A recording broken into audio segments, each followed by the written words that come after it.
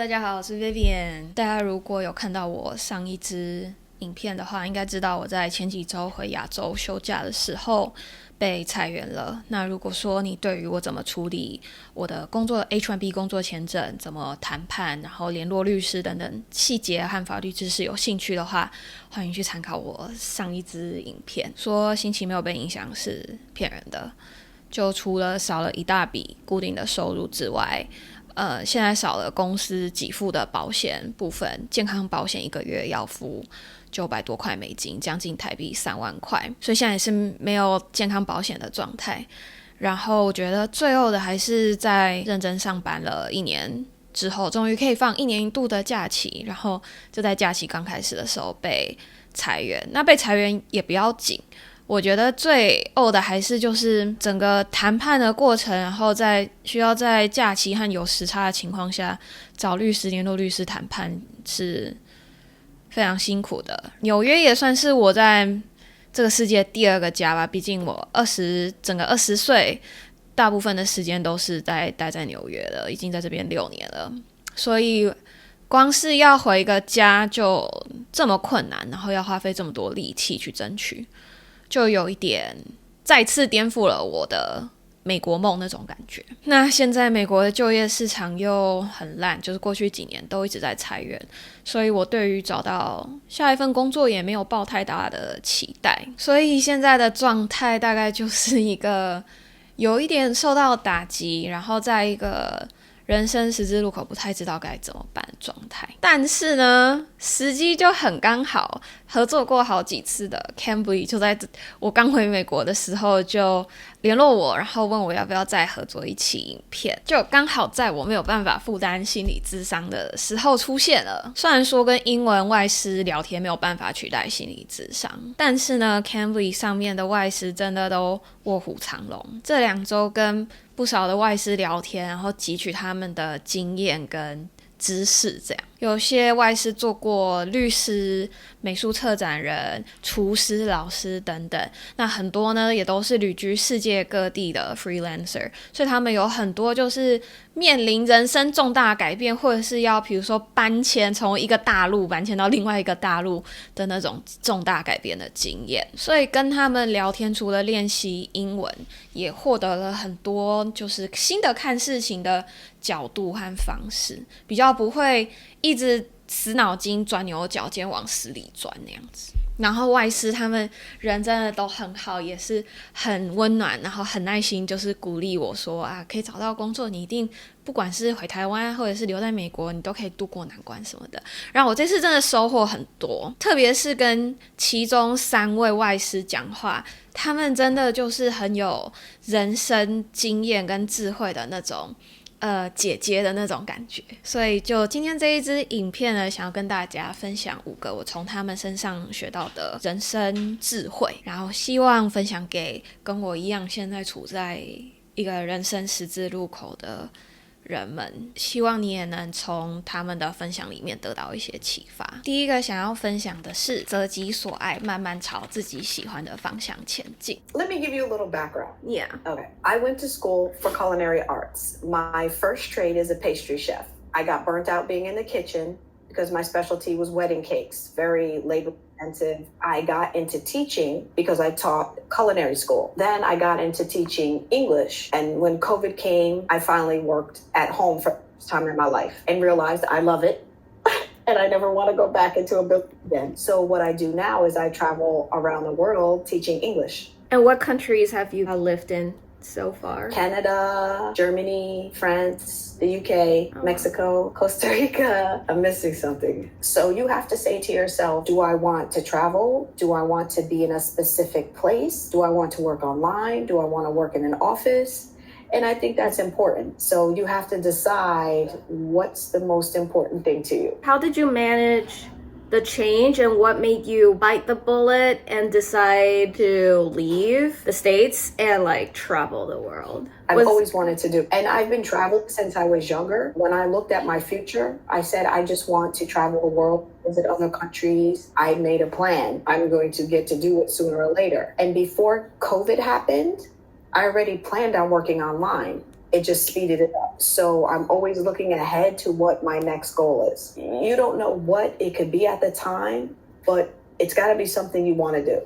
If you don't like it, you're going to be miserable, you know? And if you're not happy in your field, that's tough. Yeah. And to me, the flexibility makes me happier. So I kind of planned it out because I stayed in my field. I just was doing something different, the teaching. And I was like, oh, I'm pretty good at this. So I stayed doing it. And then a lot of my students didn't speak English. They spoke Spanish. So I was like, maybe I should take a couple courses on how to teach English to help them. Then I realized there's so many people all over the world that need help learning English. And then I came to Cambly, and that was a couple years. I've been on here a couple years, and I am evolving. So now I'm already on my next plan, but I always kind of stay kind of with the same thing I'm doing, but I just evolve it. Like you branch out instead of like going to a completely different field, you kind of transition into like something related, and then you transition to something else, and then it eventually becomes something that's completely different from what you were doing like maybe 5 or 10 years ago. Exactly. 第二个 tip 是做重大决定前先测试再决定。I mean, there's lots of opportunities in the U.S., you know, but I hear you about being disillusioned and, you know, stuff like that. You know, American life is not what it's cracked up to be. And I do talk to a lot of students from, you know, all over East Asia, you know, about American dream and how, it might not be the same for everyone, or it might not work out the same for everyone. You know, I lived in the U.S. for 25 years. You know, I grew up there. I grew up in California. I completed all my education there. You know, I became a lawyer. I practiced as a lawyer for 8 years, you know, but I got married and had my son, and my husband's work sent him to Turkey. You know, that's why I ended up here. Biggest tip that I have for you is if you're thinking about moving to a new country or exploring like new territory, then like just visit that place first, and then see how you vibe with that place. You know, recommend if you're going to move there to live there or work there, definitely visit first and see how you feel, how that city makes you feel. Yeah, and if you're a person who gets like very annoyed easily because, you know, things aren't going the way that, you know, it's used to going in your home country, then like reconsider, because you might be, you know, unhappy, because you have to be very flexible when you're living in a new country. Like you have to expect things are not going to go exactly the way that you want or you expect. 第三个 tip， 选择一定有舍有得，甘苦相伴。 I'll tell you like quickly my story, because I also had like very big changes. Like after high school, I moved to Mexico and I studied art history in Mexico City. And then I met like my boyfriend, now husband. We decided, I worked for a little while in Mexico City, then we decided to move to Spain. We had planned to go there for like 3 years. It ended up being 11, you know, it was like a long time. And we were like planning on staying there. You know, at some point we're like, oh, we'll just, you know, stay here. But right before my second child was born, my husband really wanted to return to Mexico. So we did. I think change is always good. And there's advantages to like all options, and there's disadvantages. You know, there's things that I miss a lot about like my professional life in Madrid and just like living in Madrid. But there's also so much that I love about living here. It's like bittersweet, you know, like whatever you choose will have like some really cool advantages, and it will have some like sacrifices also. I guess what you're trying to say is like with every decision you make, there's always grief or guilt. How do you deal with that feeling? I think the best way is to like trust that this is like all temporary, because in the beginning it was pretty intense. And then like, you know, as like time has passed, so we've now been in the city where we are now for 9 years. You know, the first half of that time was like kind of a struggle for me. But right now, like I'm really like happy about personally like some of the things that, you know, have happened. I feel really good about. So I think that kind of regret and doubt is like, inevitable and it might be kind of intense. Like it can be so intense it can like cause a depression, you know? I mean, it's intense. Like it can do a lot on the body. Like that's what I mean, like causing like a depression or something, you know, or like anxiety or whatever. I mean, it can do a lot on the body, but I think it's like you like trust that like eventually it will fade away with time. Well, it's just that like the thing is like we don't know what the changes are going to bring us. We think that like we make a decision and we think it's like we reason it and we think we know why we make that decision.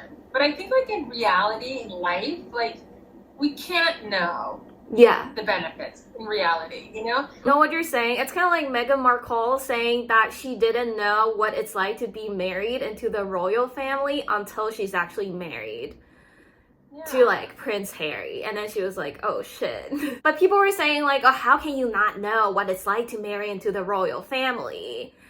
And I guess that's very similar what you're saying. Like we have a version or an idea of what like a relationship or what it's like to live in a different country, but like the realistic side of that we don't know until we actually live that experience. 第4个 tip， 相信自己内在的声音。What about like to not say like don't overthink instead of putting it like a negative, which isn't so good, you know? I'm American, I don't like to say super negative, but really super positive. What about just like following your gut, just doing whatever your gut says, not your mind, that your instinct, like your gut, your stomach. What does like your body want to do right now? I mean, I kind of enjoy being unemployed and not having to work a 9 to 5. Well, actually, that's like a serious consideration. I mean, that's like what I love about living here. I mean, like about being in Mexico and tutoring is like I do love the flexibility. 最后呢，我想要将 Teacher Emily 说过一段我非常非常喜欢的话，听了觉得就是安心很多，然后很受到鼓舞的话，就是送给还在人生十字路口还在焦虑或者是对未来感到很迷茫的人。You know, you're about to turn 30, but like 40s are so much more fun because you don't have to make so many big life decisions. Oh, really? Yeah. I'm 46. 40s are so fun. Oh, wait, I can't tell. I thought you're in your 30s. I don't know. I'm 46.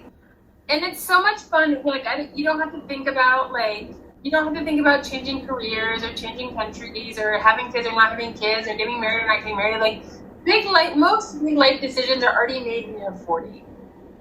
So you're right now very stressed, but like in 10 years, all of this like will not matter very much, and you'll just enjoy life. Oh wait, I love that perspective. That's so reassuring to hear. Well, I'm glad I talked to you today. I know we have 10 seconds left, but oh, it was so fun. Yeah, it was so fun. Thank you so much. Too much. Okay, I will. I'll try. 这次使用 Cambly 的收获真的非常多，他们现在刚刚好 Black Friday 有大促销的活动，用资讯栏的优惠码注册就送免费口说测验，另外用优惠码购买套餐年卡打5折。如果你是新用户的话呢，还额外送4节免费课程。大家如果有兴趣的话，去资讯栏看我们的连结和优惠码的资讯。最后介绍一下 Cambly 的界面怎么用，我自己是觉得非常的方便。首先呢是它的筛选功能，你可以筛选你想要的外师的口音，那他们有澳洲啊、英国、加拿大、北美洲、美国口音什么都可以选择。另外呢，你还可以选择你想要练习的部分，比如说你是想要练习商业英文面试的话，还是说你想练习 IELTS 或者是托福的口说，这一些都可以做筛选。另外呢，你也可以选择口说水平的偏好，如果你的英文是比较入门初阶的话，你就可以选专门教英文在入门或者是初学者的级别的老师。再来呢，我觉得很好用的一个功能也是立即上课跟预约的功能。如果你在立即上课这一格就可以看到现在正在线上的老师，那如果你刚好有空的话，不管是15分钟还是1个小时，你都可以马上跟老师就是呼叫老师，然后跟老师上课。那如果说呢，你有自己特别喜欢的老师或者是觉得很中意的老师的话，你也可以跟他们预约时间，然后呢在特定的时间上课。那如果说你试完课之后有很喜欢的老师的话，你想要之后每周或者是每个固定时间跟他上课的话，你也可以用预约的功能，然后之后跟他固定时间上课。那上完课之后你会收到一封 email， 你可以复习课程的录影，另外也会有 AI 分析你的词汇量、语法、语速等等，可以帮助你改善口说。那我自己用下来的心得呢，我自己是有一个小建议，就是建议大家点进去外师的个人页面，看他们的自我介绍影片和个人的简历。每个外师擅长的教学领域不太一样，有一些外师也有很丰富的人生经验，大家可以依照自己的需求选择外师。举例来说，我如果想要练习商业面试，那位曾经是做过律师的 Alan 老师就非常适合。如果我想练习口说增加自信，我就会去找温暖又正向的 Emily 老师。那今天的影片就到这边，希望大家都 take care， 拜拜。